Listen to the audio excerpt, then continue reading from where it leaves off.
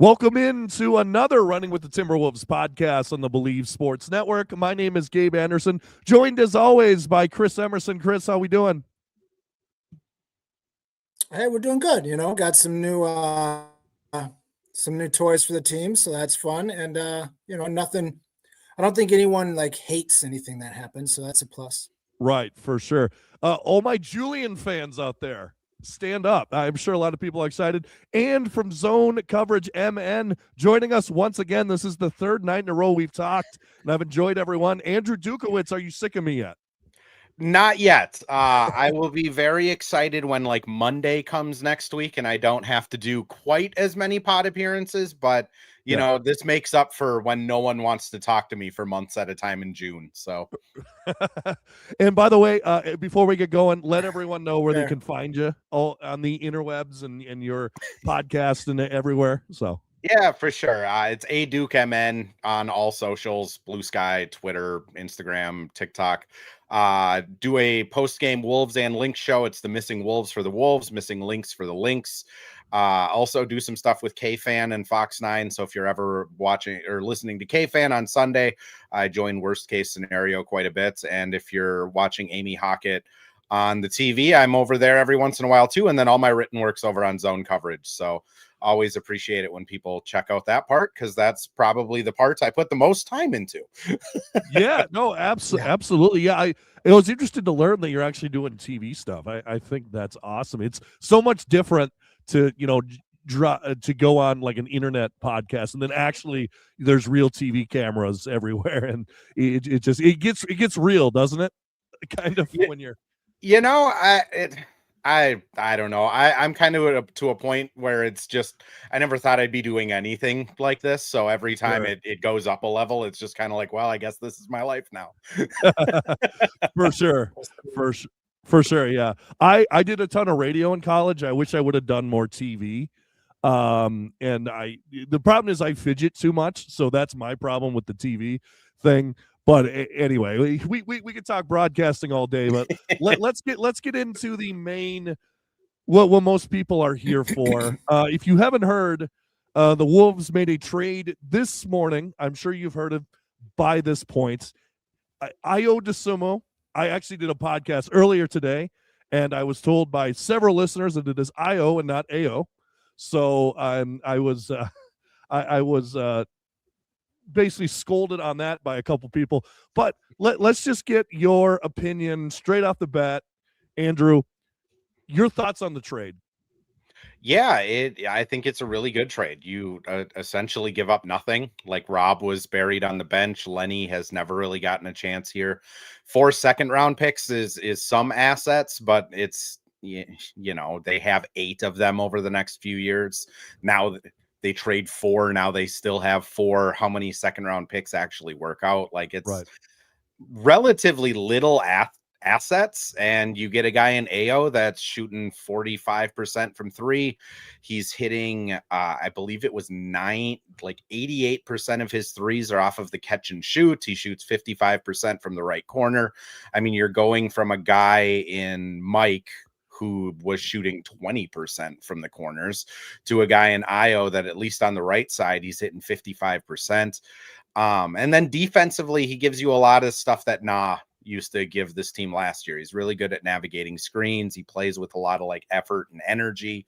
I think it's a really good move.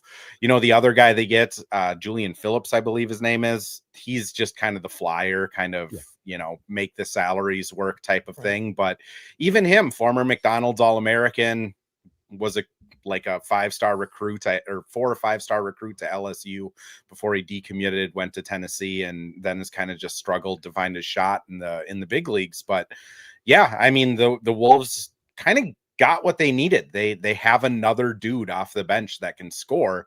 And when you're looking at this team with Julius, with Ant, how they play,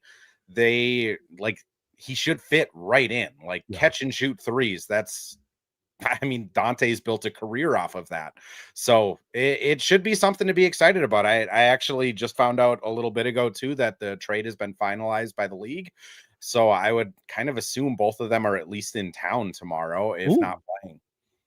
Watch out, Pelicans. No Jose Alvarado to give us fits because he's over at New York. Yeah, when I saw the trade come in, actually, it was shout out to my friend Josh, who I actually found out, who texted me first to say that we got Ayo, and originally Shams did not say who was being traded for, and I'm like, oh, it can't just be Robin Leonard, can it? Like there's no way. And then I look at, it's actually Robin Leonard.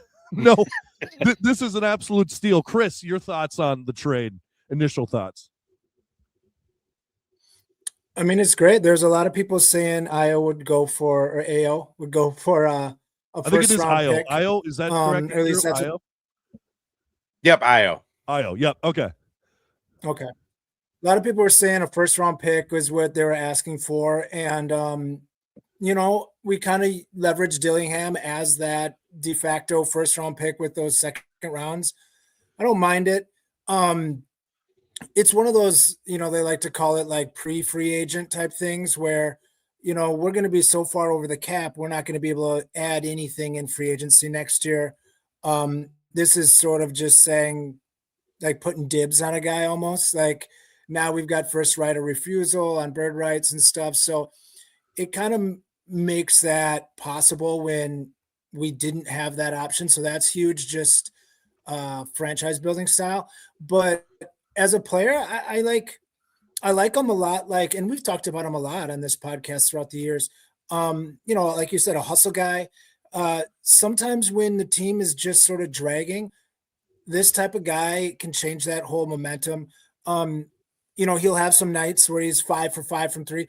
I get his 3-point percentage is great right now. It's all, it's very low attempts. So it's kind of, it is what it is if you want to look at his career versus this 1 year. But either way, he's a willing shooter. That's nice. And he's a driver. Like he'll touch the paint a lot more even than Dante does. He's kind of a lot like Dante play style. Except for kind of like how Bones Highland to me is like way bigger than it is listed longer. Ayo's like that, and I think he can play some small forward even. Yeah, for sure. And honestly, my big takeaway is we got anything for Robin Leonard. Like I know I just keep pounding that into the floor, but it's just crazy that we got anything. And what I think, and I'll throw this to you, Andrew, in a second, I think that, remember last year when people were saying that Nas and DiVincenzo, we almost have 2 6-man of the year candidates on our bench. With how bad our bench has been, and I don't think Ayo's going to start, but you can comment on that as well. I mean, maybe we can replicate that again. Like maybe we can have 2 just killers off of the bench, and then it starts looking a little better. Jalen Clark can do what he does and doesn't have to worry about scoring as much. Bones can be a little change of pace option. I mean, this could be huge for the depth of the Timberwolves, particularly in the playoffs, where that's where it matters is the depth piece. What do you think, Andrew? Yeah, I mean, Ayo, I do think he's going to come off the bench. I'd be surprised if he kind of usurps Dante, just because that starting lineup has been so potent. I think people are going to find out as they watch him more. And I'll be honest, like I'm not grinding Chicago Bulls games. Like that's good. That's bad for your health. It's not my favorite thing to do in my spare time. But like just from digging into the stats of him, kind of watching some stuff on him today, like he's not a point guard. Like he's much more similar to, as Chris was saying, like a Bones. Like he's a good off the catch 3-point shooter. He's good from the corner. He's good from above the break, and he can put the ball on the deck and kind of drive. That being said, like he does have a 2.5 assist to turnover ratio. Last year it was 3. So I think with the more usage, he started to make more kind of decision mistakes this season. Mm-hmm. He's not going to have a 20% usage on the Wolves, God willing. So I do think off the bench, this is just another really solid guy. It's kind of the best of the guys they could get, right? Like when you're looking at that Rob Lenny salary structure after they trade Mike out, like you're getting a Buddy Hield, a Quentin Grimes, Ayo. I mean, that you're not with that type of money and what their assets are, you're not probably getting just a home run, but I think Ayo is a guy that can give you 15 minutes in the playoffs. Like Yeah. I don't doubt that at all. Right. Yeah. And that's the thing. I've seen Bones and him both play, and I got to be honest, I probably trust Ayo more in a playoff scenario. But Chris, kind of go on with that. What does this do for our bench? Like, it seems huge, in my opinion. Yeah, I mean it locks in your top 8 come playoff times. I mean, he's gonna be in the top 8, and he can play some small forward. Like I said, he can change your lineups where you can have Dante, Edwards, and Ayo all in there at the same time. Like, you can have a lot of different things happening. And what I like about him is I think his floor is a lot higher than, like you mentioned, guys like Buddy Hield or Quentin Grimes. Like, those guys will have games where they're just worthless out there, and they can almost help lose you a game because like their specialty isn't on that game. He's a guy that, maybe he'll get you 8 rebounds. Like, he reminds me a lot of Dante when I watch him play like game film. Is he does a little bit of everything. Like you said, he's not really the main point guard, but he'll be that secondary. He'll be a quick swing of the ball, or like he'll drive and kick, or like he'll be that third pass or that hockey pass or the pass before the hockey pass. Like, he's a willing ball mover. Some of those other top guys that you mentioned that used to be stars at one point in their career, they don't have that in their cloth. So as like a system fit and a role player, I mean, he's a great fit. I mean, he's exactly what you want. I was looking for maybe something with a little bit more pop, but if you're not going to get that, getting a guy that can just step in and not disrupt the team, like we were talking about last podcast, if we went with Giannis, this year's kind of a wrap because to integrate him into the system, it's such a nightmare. I think this guy's plug and play. Yeah, I tend to agree. And Andrew, obviously the big offseason guy that we lost was Nickeil Alexander-Walker. What can Ayo do to kind of fill in kind of the gaps that were left by Nickeil and haven't really been filled yet? I feel like there's a lot of comparisons going on between him and Nickeil. So, I mean, can he be like a 90% of what Nickeil, like, do you think? Or yeah, I've been kind of thinking about that all day too, of like I think Ayo is a better. We've been doing this all year. It'll click at some point. But I think he's a better like pure shooter than Nickeil was. Like, Nickeil, even coming out of college with New Orleans, like, he was always kind of like an off the dribble type of scorer. Like, Ayo seems to be a pretty like lockdown. Sure, it's only 4 attempts a game. If he's shooting 9, is it a little different from 3? But like, he does seem like he has a better kind of stroke from distance than Nickeil. And I would say he is a better ball mover. I think Nickeil at times got a little too, get into the mid range and try and make something happen, which that's going good for him in Atlanta now. Like, he's a big part of what they're doing because he has that mindset. But Ayo, I think, is a little bit better at like just moving the ball onto the next guy, kind of understanding his role and on the team. And then defensively, he's probably 80% of what Nickeil can do. Like, he is really good at screen navigation like Nickeil. He plays with a lot of like aggression and passion like Nickeil did. So I think you're going to see a lot of these, like, he just blows up a pick and roll play. But there's also like, he just makes some mistakes, whether they're gambles.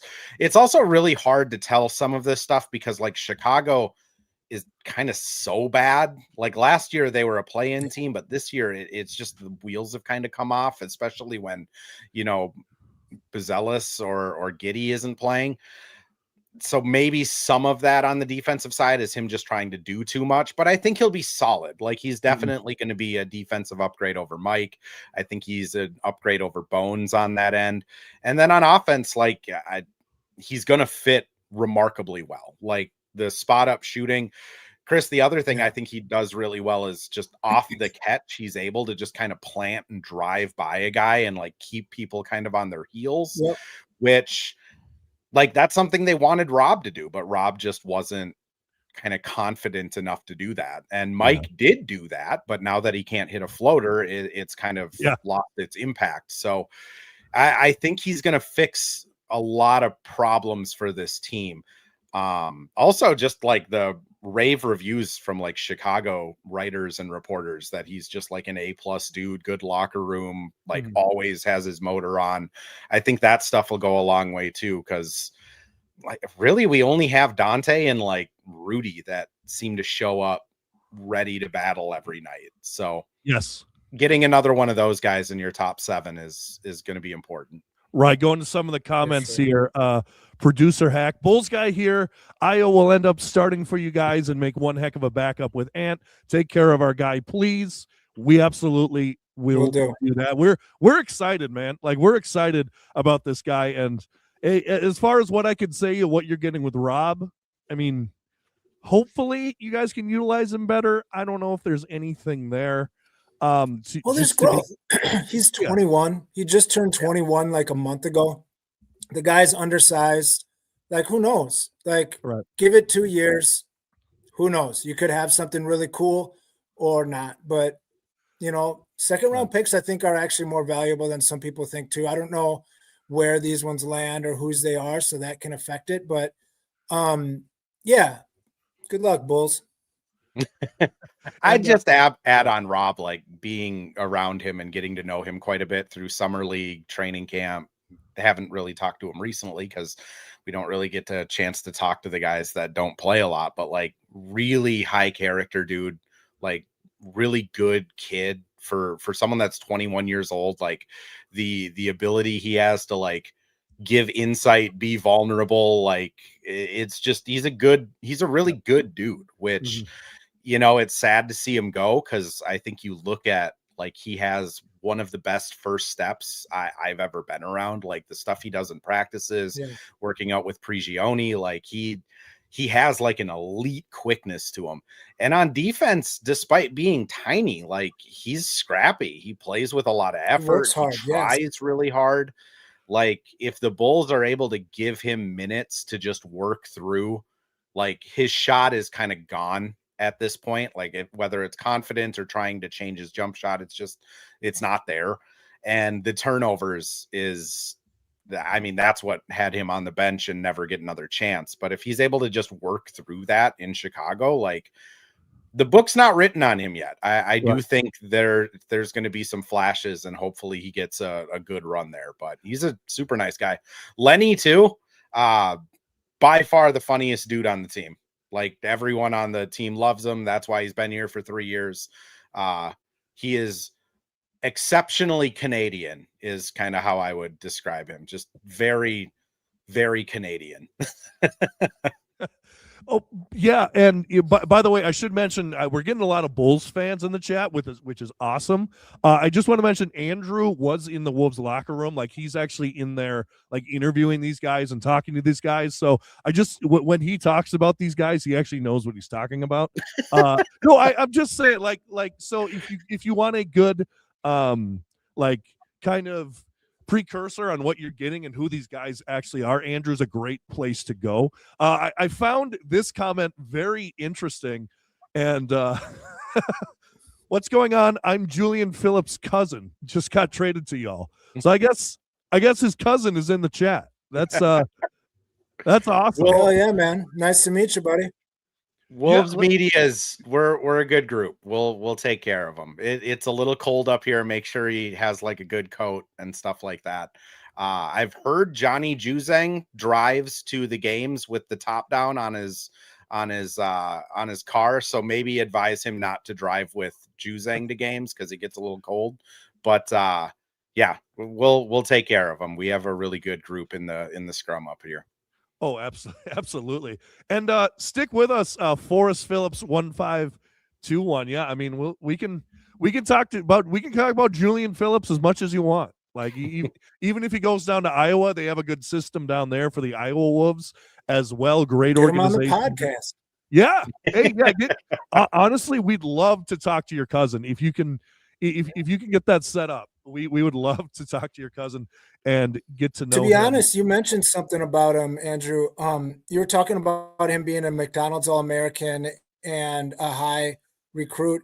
I've kind of historically trusted some of that high school recruiting and stuff almost even more than NBA draft recruiting, because a lot of times a guy that has great talent will go to a system in college that just doesn't maximize what he can do, and then you're kind of trapped in a bad setting. So I'm excited. That kind of gets me a little excited about this guy, of just some potential upside. So that's exciting. Yeah.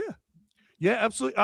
Actually, a good question in here that actually I was going to go with next year, looking long term, because I personally think, now I could be wrong, but I think one of the reasons that we didn't get Kobe White, and that's what we were kind of wondering about yesterday, where the Wolves could have gotten Kobe White in the deal for Mike Conley, and instead they go with Ayo here, is money. And Godfrey Chamberlain asked, do the Wolves have the money to re-sign Ayo next year around $15 million a year? I'll throw it to you, Andrew. Do you think like maybe it's not just a play for this year? Like, can we sign him long term or maybe a couple years? Yeah, I mean, they'll have his rights, so they can slap a restricted free agency tag on him and then re-sign him to whatever the highest bidder is. Not a lot of teams have like a ton of money for those like 12 to $15 million people out there, so it makes sense that he would just be back here.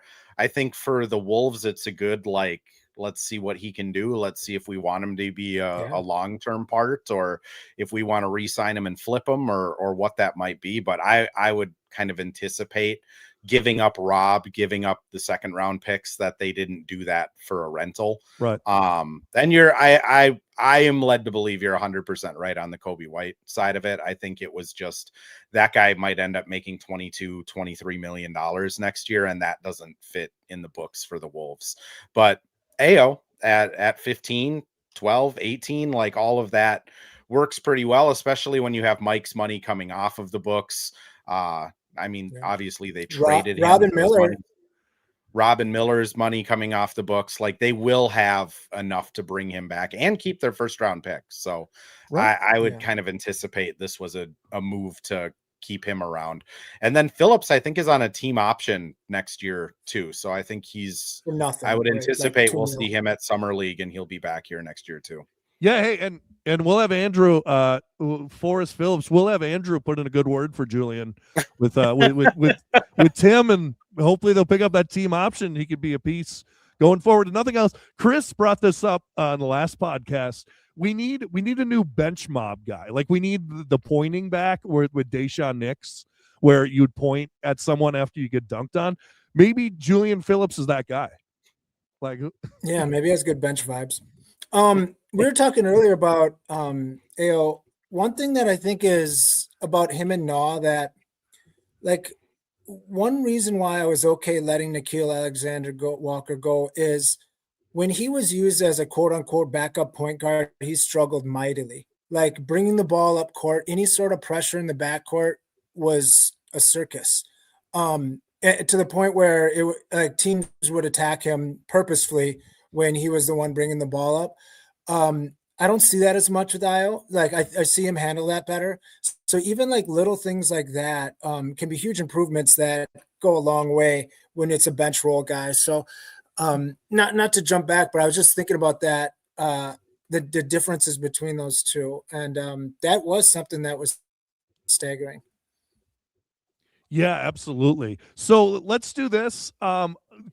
Quick break here, and then after that we'll give our trade grades, but a quick message from our sponsor, 612Ts. Today's show is brought to you by 612Ts.com. Cole at 612Ts designs awesome shirts for yourself or the Wolves fan in your life. Check them out at 612Ts.com and use the promo code RUN25 at checkout, or just click on the link in the description to get 25% off your purchase. That's at 612Ts.com. Link in the description. And thanks as always to 612Ts. Use promo code RUN25 at checkout to get 25% off your purchase. So I think we're pretty high on the trade, but Andrew, let's just give it a grade here. What grade would you give the Ayo Dosunmu trade from the Oh, start? I'm so bad with grades. I mean, I think the Wolves, just for this season, I think I would consider them like winners, quote unquote, on the trade. Like, I do think they got what they needed. They did what I was hoping they'd do, keep the core together for the rest of the season, see what they can do, and then make a move in the offseason. So, like, just checking boxes, like, I think it's probably a B. I Okay. mean, we'll see if he ends up being a big piece. If he gets re-signed, then it can go up a little. The Bulls, honestly, like, I just don't really understand a lot of what they did at this deadline, which that might be more of a Bulls a question for a Bulls podcast of like what they were doing, because Yeah. I mean, Ayo seems to fit their timeline really well with Giddey and with Buzelis. So I don't understand it. I think, you know, being someone that has gotten to know Rob, like, I wouldn't bet against that guy. So probably give the Bulls a C, but that's probably because I'm higher on Rob than other people. Uh-huh.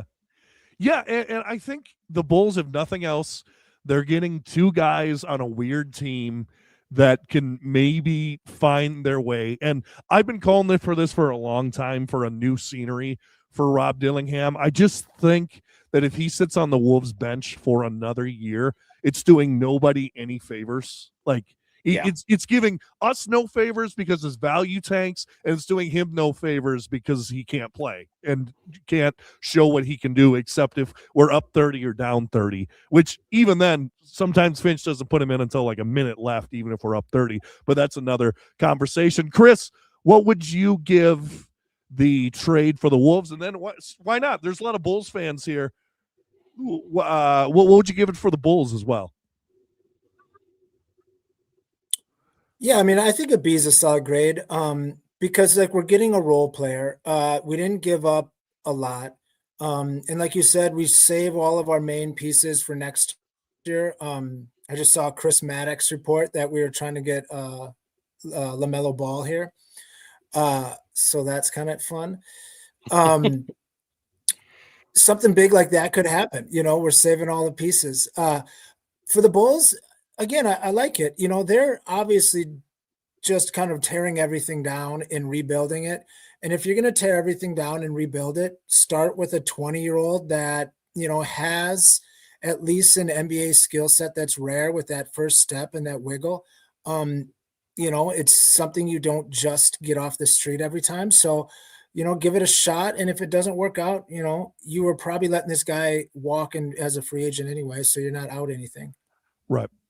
And like I said, for me, I'm higher just because, like I said at the very beginning, I wanted this to happen. I didn't want Giannis. I know a lot of people did, but I wanted just some tweaking, see what this roster can do, and then see what they can do in the offseason. So this is exactly what I wanted the Wolves to do. B, you really traded nothing for them other than second-round picks and two guys you weren't going to play anyway. So I'm at an A for the Wolves. For the Bulls, Right. I'm probably more of like a B minus, just because I don't really know what they're doing, but at the same time, maybe it works out. So there's the unknown there. So I'll give them the benefit on the doubt. Cole here says TC checked in on the Gen Z Steve Nash. I think he's talking about LaMelo on that. I've never heard that. The Gen Z Steve Nash. Have you heard that, Andrew or Chris? I've heard it a couple times.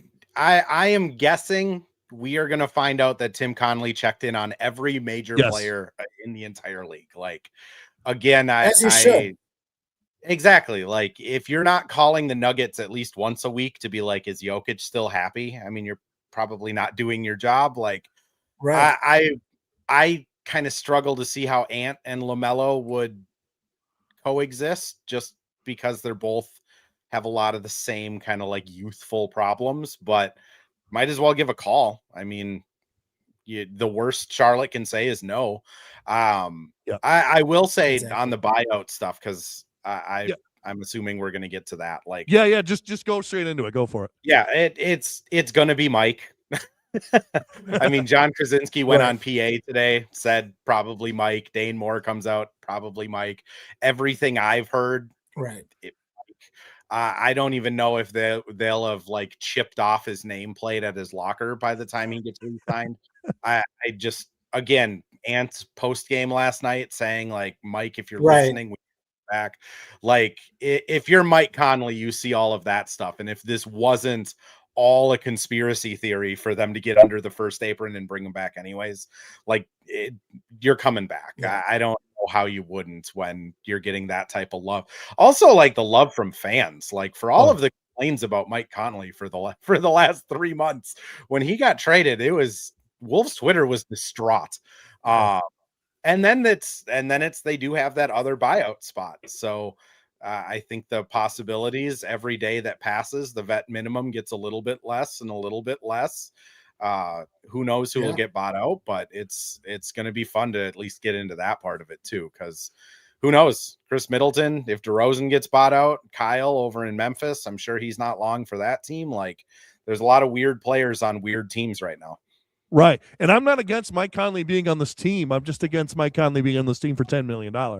That's what I'm against. But a veteran minimum to be a mentor and sit on the bench next to Joe, I mean, sure. Yeah. Sure. Why not? And then there is one more spot. Chris, who would you want in this buyout? I mean, obviously we don't know who everyone's going to be buyout, but who would you look for?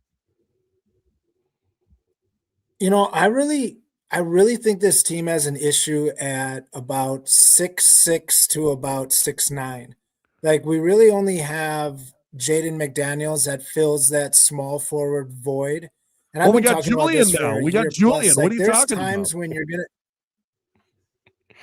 Yeah, and maybe I don't know. I think he's only like he's 6'6" maybe or 6'5", but like, yeah, we need a guy that can realistically defend and play like the small forward role. Like, there's going to be 6'9" guys like Brandon Ingram guys that if Jaden's not covering them, like, you don't really want Anthony Edwards just because of the pure height difference. So just on roster building, I would like to get a guy that has some size to him.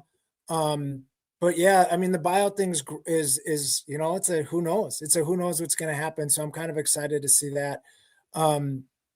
Yeah, I would say a little bit of size would be good. I think we're good at guard now. Yeah.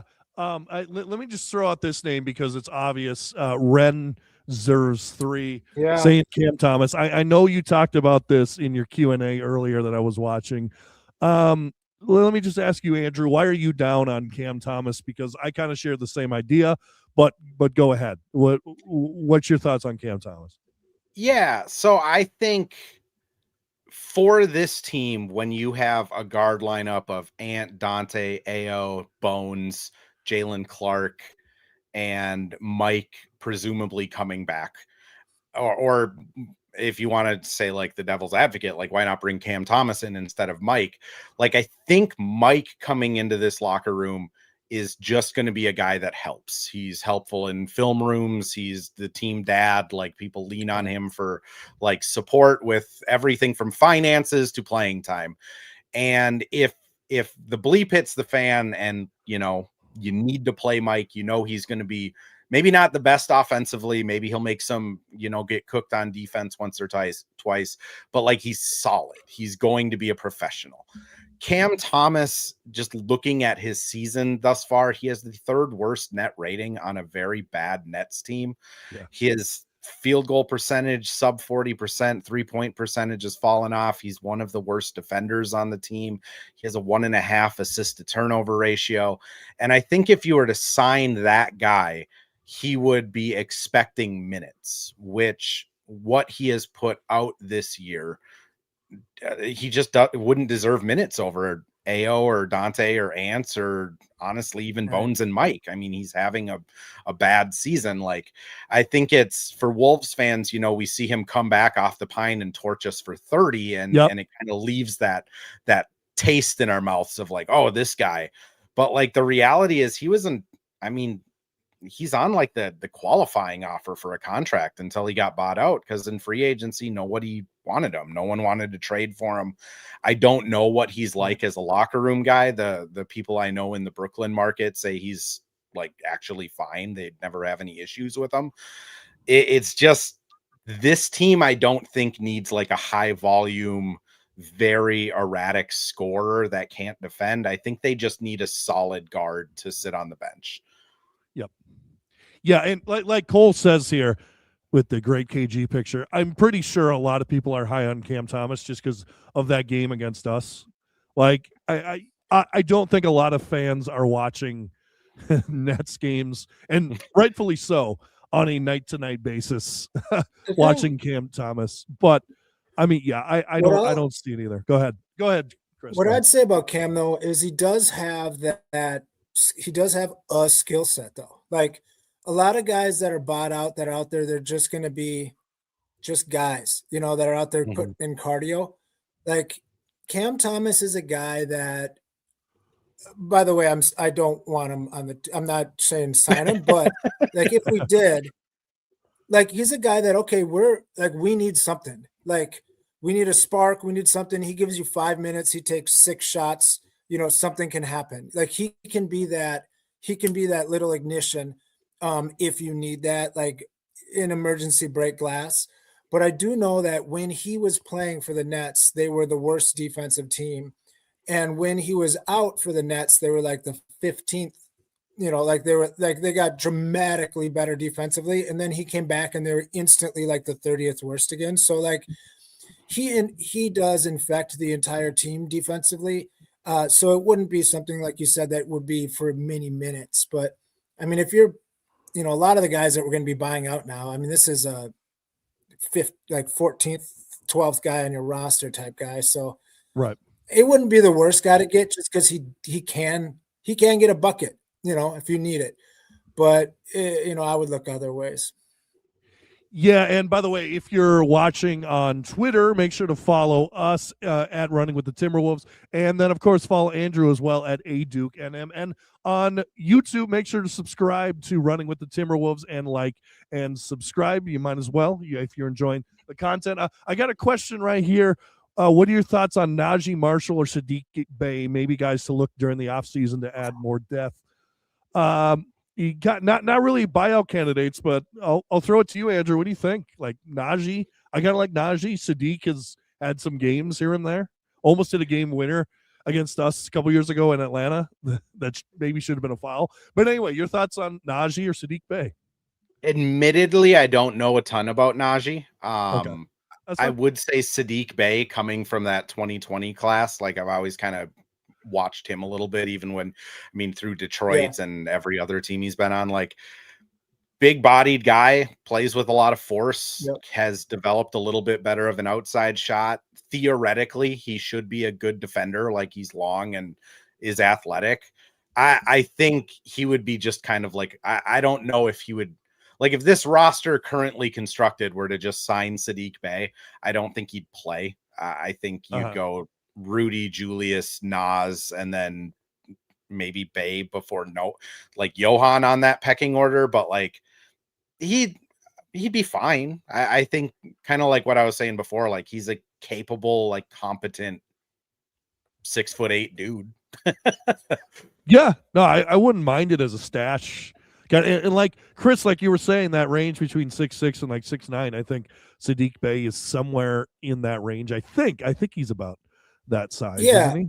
I loved him coming out of college. I liked him because I remembered him. I haven't watched him as closely, but he was a little bit of a secondary play creator too. Like they ran a lot of offense through him. I think he's a sneaky good passer. Same as Najee Marshall. He's he'll give you secondary play creation and rebounding. I like both those guys. The problem is we're going to be $30 million over the salary cap, right. In best case scenario, or whatever. We're going to be so far blown past the salary cap, we're not going to be able to sign anybody in the off season. We'll have probably the mid-level, which might be 8 to 12 because we're taxpayer, maybe 8 or 9. They'll have if current team comes back and they re-sign Ayo, it'll be like, I think they'll have the first apron You'd have to mid-level, do which before is you re-sign him. yeah, it would have to be before you re-sign Ayo, which then you have like 10 to 12. If it's after, you got like 6, Yeah. which continue on, Chris. I knew the answer. But no, well, I mean, yeah, the thing about that is, like you were talking earlier about Ayo's future contract. It's kind of getting weird in the NBA with those vets that are that used to be, 16, 17, 18 million.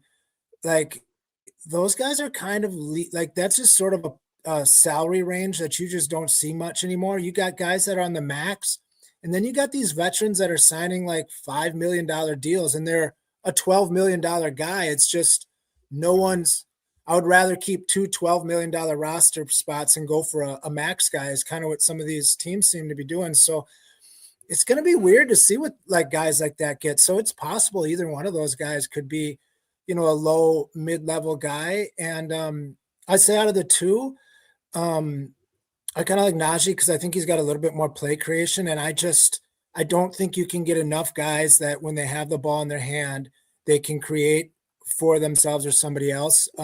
Give me as many of those on my roster as you can get. So. Yeah, for sure. Let's kind of pivot here a little bit because I want to talk about the trade deadline as a whole. Andrew, give me a couple teams that and trade deadline in general, just the whole trade season, I guess. So the trades could have went down, like the trade went down a couple weeks ago. Who are a couple teams that you really liked what they did, and a couple teams that you're like, I don't really know what's going on here? Like, who did you really admire, and who are you kind of down on? Really liked the Pacers getting Zubac. Like, you keep that core together, you add Zubac to it. Halliburton comes back next season.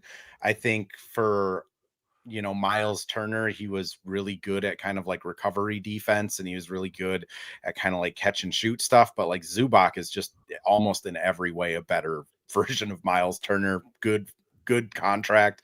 Like I love that for the Pacers, especially next season. The other one is the Wizards. Like I'm going to be honest, like Anthony Davis and Trae Young, they didn't really have anything going on beforehand. So I do kind of like that they are at least doing something. If they would have just like kept their assets and not done anything, they're probably still just in purgatory with the top 10 pick. Now they can come in next year with the top 10 pick, Trae, Davis, and fill out a roster. For teams I just don't understand, like Dallas is just, what's that? They got that Sarr kid, like him and Davis next to each other are going to be monsters on the front line. Yeah. Sarr's been great. I think they kept Bilal Coulibaly too, who I've just always felt really strongly about, like good defensive, kind of like Tony Allen type of player. Teams that were like just confusing though, like Dallas, I thought was really weird. Like I get you have to get off the Davis contract if he's threatening to have surgery rather than come back and play, but it's just I'm just not sure what that front office is doing at this point. Like it just seems like it's very scattered around flag, which is something I wouldn't particularly want to do.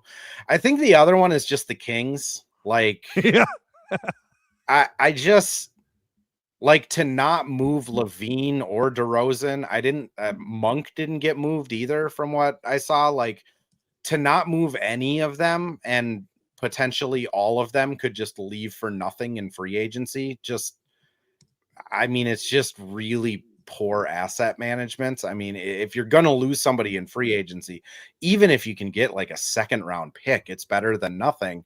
And they're still going to be in this purgatory where they're going to get like the 15th overall pick. So they're not even like tanking well. It was just a really, that's probably more so than the Bulls, more so than anyone else. It's just kind of like, why aren't you doing anything, I guess?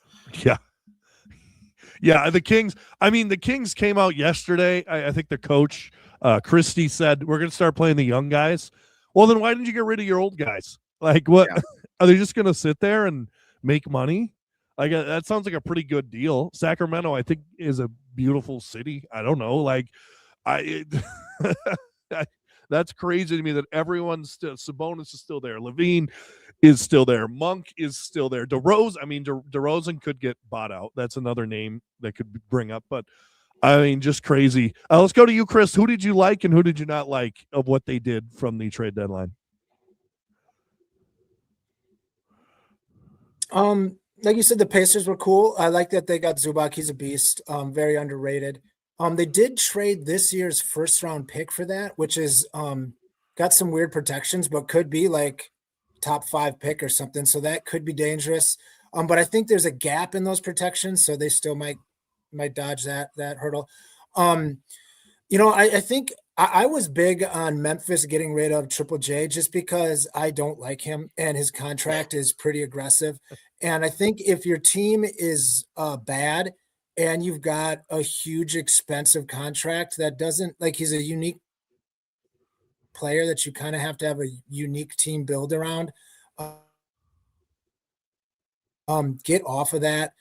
Same thing with hopefully they can get to that soon. But I think it might be the Timberwolves are one of my favorite teams, what they did, just because they didn't give up much and they got a quality piece. I think this whole trade deadline is going to take a little bit of time to understand because there was a lot of big moving pieces and a lot of draft assets that I don't even know what the protections are. Like they could be great picks or they could be terrible picks. So it's going to take some time to figure it all out. Yeah, and a very interesting trade deadline. Like I was mentioning, we had the Shams thing with the Giannis last night saying, "Oh, don't go to sleep tonight," and then the least exciting day was the actual trade deadline day. Like the biggest move was probably Zubac and Benedict Mathurin. So everything seemed to happen before that. Mine, I got a couple. So moves that I actually really like are OKC. I know they traded for Jared McCain. Take a flyer on him, a nice young player who, let's be honest, OKC does not need more nice young players. It seems like they have enough, but they got another one for them, particularly with Jalen Williams out maybe a little bit, maybe a little assurance. Shea's out for a little bit, at least till the end of the trade deadlines, or excuse me, the All-Star game. I like that move a lot. Another one, I actually don't mind what the Clippers did. I mean, Garland and Mathurin, great scorers out there. James Harden, I don't know if the book's out on him, not scoring-wise, but culture-wise, it seems like he's kind of cancerous everywhere he goes. Maybe that was kind of holding them down. It did seem weird that they made that move, particularly since they've been playing better lately. Another one I really like, actually, I know we were talking about Kobe White on this, but Charlotte, I like that they're making moves to try to get in contention here. Like Kobe White, just another scorer to that team who's been playing awesome lately. I think that could be great for them. And I think it's great for Charlotte fans who got so excited when they got LaMelo Ball, and it's just at best been playing hell for them. And maybe they can make a move. I'd love to see it. I'm not saying they're going to win the East. I'm not saying they're going to contend, but I would love to see them make the playoffs. I would love to see Con Knipple in the playoffs. And then one sneaky one, and I'm sorry, fans, you're not going to like me for this one. Like if you didn't like me for the OKC one, you're not going to like me for this one. I think the Lakers just getting Luke Kennard, just a shooter around Luka, is probably a pretty good move. And then Gabe Vincent, I was reading an article, not really a needle mover at all. So I think that's a win for them. Moves that I didn't like necessarily were really the teams that didn't do much. Houston, I think not doing anything and not getting a guard is putting a lot of onus on Reed Shepherd to be the primary ball handler, not even in the regular season, but in the playoffs. And I think Reed Shepherd has improved, but do you trust the second-year guy in a playoff scenario? We'll see. Obviously, Milwaukee, for all the crap they put all of us through. And I don't know how much of it was their front office. I don't know how much of it was Shams. I don't know how much of it was ESPN.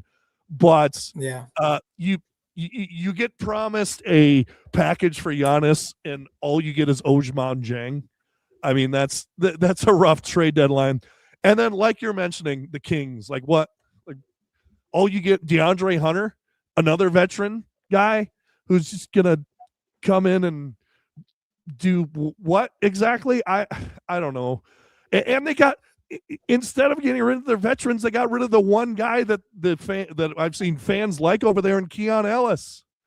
Like what are they doing? I don't understand. But Andrew, any thoughts on any of those? Like, I mean, I don't know, but the Kings, I don't get it. Just to expand on the Kings, like it just none of it makes sense. Like Westbrook didn't get moved. Like you couldn't have moved his vet minimum for a second. Like DeRozan, you couldn't move someplace for just a different dead salary in a sec. Like there are, I don't know, maybe just nobody was interested in Levine, which certainly could be, but like there are bad contracts everywhere in the NBA, and sometimes they're competitive teams. So, and then to your point of just like, they have like Keegan Murray now as the only like real young guy that has been playing well, and he's owed a ton of money. Sabonis is owed a ton of money. You just mentioned his name, the guy from Cleveland that they got, who have already Hunter DeAndre. Hunter is getting paid like quite a bit for what he's been able to do in his career. Like it just, they've kind of stacked up bad future contracts and didn't move any of their assets. It just doesn't make sense. Like I kind of shout out Pierre, local Minnesota sports guy, does a lot of stuff on the Vikings, but he's a diehard Kings fan. And sorry.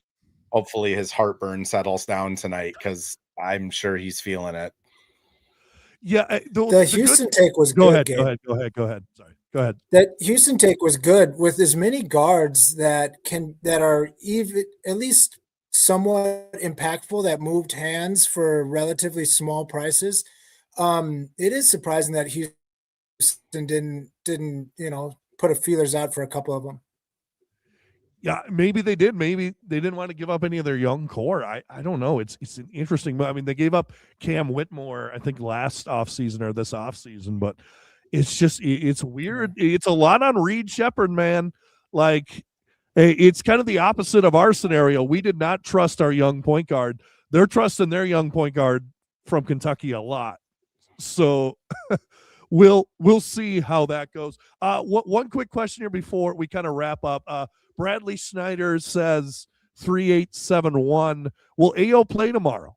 I know you kind of touched on it earlier, Andrew, but what do you think? Do you think there's a shot? I mean, there's no reporting on it yet. I haven't heard anything, at least, but as long as he flies in tonight, I don't see why he wouldn't. It's the Pelicans. Right. Like, give him 10 minutes. I think I heard we stayed in Chicago last night. Is that true? Because they flew out to Toronto yesterday, so it makes sense. Okay, I thought they stayed an extra day maybe and picked those guys up. I thought I heard that, but who knows? Oh, sure. Yeah, I mean, I would say it's likely he plays tomorrow. Again, if it was against like the Spurs, maybe you don't throw him out there with no practice under his belt.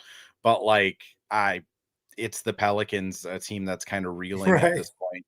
Like, just throw him out for 10 minutes, get him comfortable with like the signs and language on defense. It just makes sense to play him. So yeah, as long as he's in the state of Minnesota by midnight tonight, I kind of expect him to. Yeah. So check the flight reports from the NMSP. See if he's coming down. Yeah, but man, a fun trade deadline for the Wolves. A really on edge trade deadline. A lot of things could have happened. And honestly, oh, by the way, Cole here, I should mention, Rob was on the bench with Chicago and he looked sad. Yeah, Rob has a sad face. Yeah, Rob just kind of looks kind of sad a lot of times. He's got some of that Jaden, like, no emotion kind of thing to him.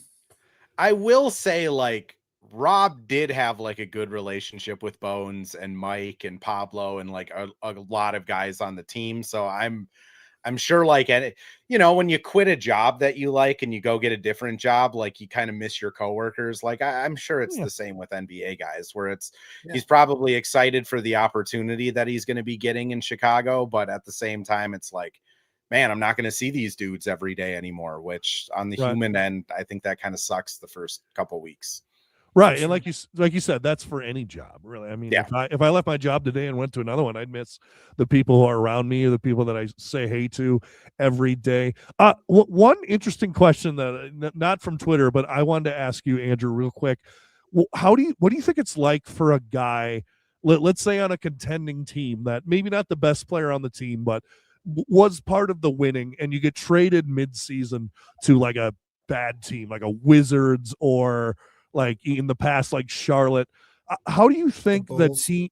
Yeah, the Bulls. How do you think that these guys like find it in themselves to like perform at a high level for a team? Like you've worked so hard. Like let's say someone from OKC gets traded to like the Wizards, and it's just going to be tanking for the rest of the year because Trey's not going to play much, AD is going to play much. How do you think they find within themselves the first getting over the fact that, oh, I worked so hard for these wins and to build this, and now you got to start over?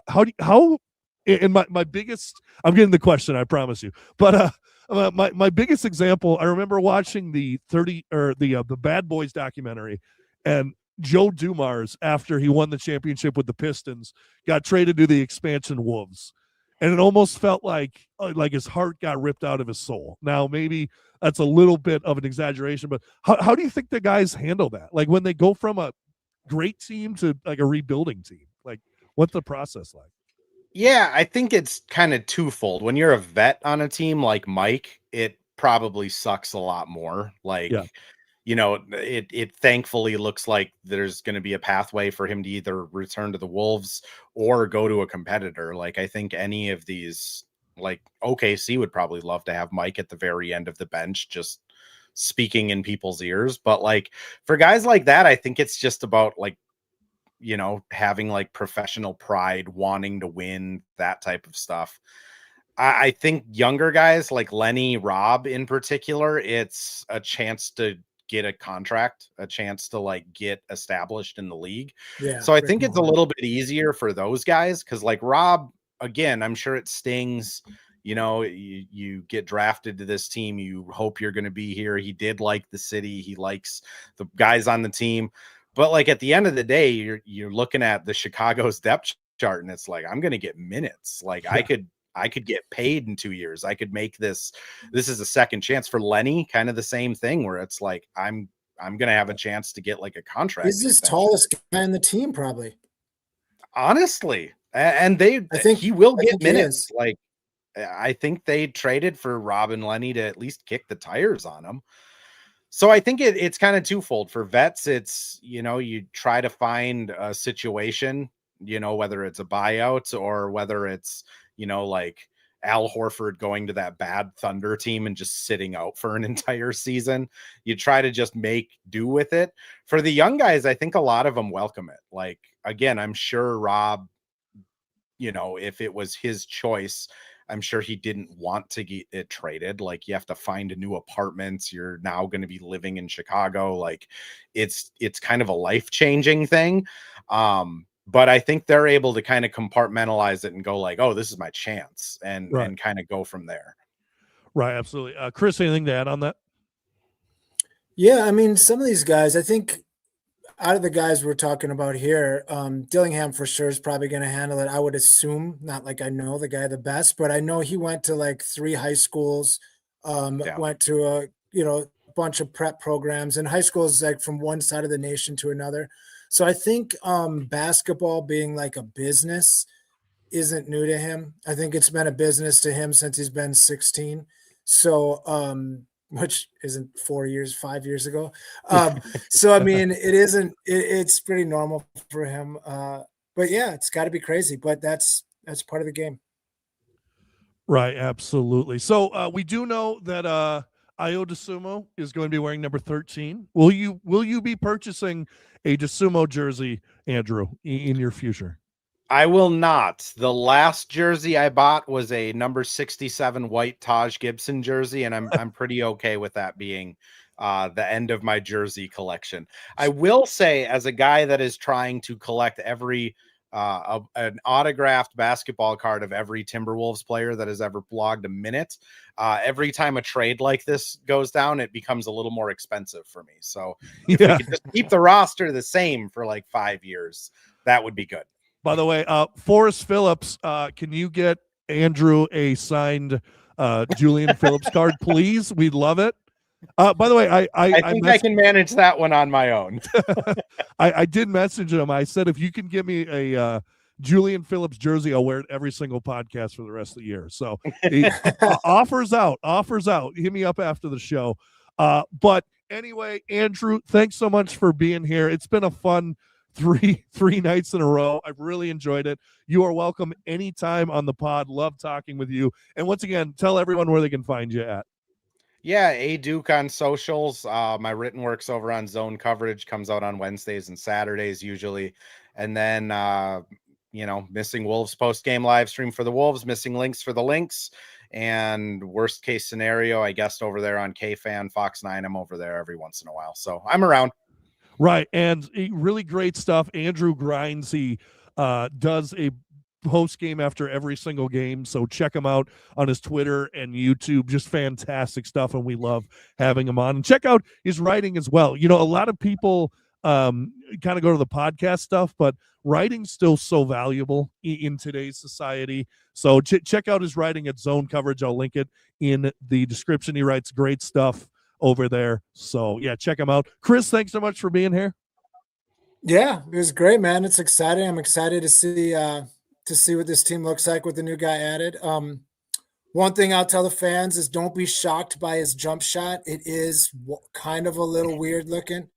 It's not Kevin Martin, but it's definitely not Klay Thompson either. So, be happy with the outcome, maybe more than the process. Wait, are you talking about my jump shot or Ayo Dosunmu's? Ayo Dosunmu. I haven't seen yours, but Ayo's got a hitch in his giddy up on the landing for sure. Come on down to Hopkins High School Wednesday night. You can see it. Well, I mean, I'm more of a passer. Andrew, I got to ask, do you play or no? Still a little bit. I unfortunately, when you hit the towering height of 5'7" in eighth grade and never grow anymore, the hoop dreams die pretty quick after that. But still got a pretty good shot. Knees could use some work, but the shot still falls at least. Yeah, it's interesting. The Zone Coverage family, you're 5'7" and Charlie is 6'7", so it's. He's got a foot on you. That's crazy. I think Jonah is like 6'2", and Tom Shire, the guy that runs it, is like 6'1", 6'2" as well. So me and John Krasinski are just hiding amongst the trees every day. So you put up a pickup team, you're playing point. Unfortunately, I'll probably have to. Wouldn't that make the most sense? Yeah, just give it to Charlie. He's probably got 2 or 3 inches on Canis Hoopus or whoever you guys would go against. But anyway, this is the Running with the Timberwolves podcast on the Believe Sports Network. Make sure to like, share, and subscribe on YouTube. Give us a 5-star rating on Spotify and or Apple. Check out Andrew at A Duke MN and check out at Running with the Timberwolves. And as always, go Wolves.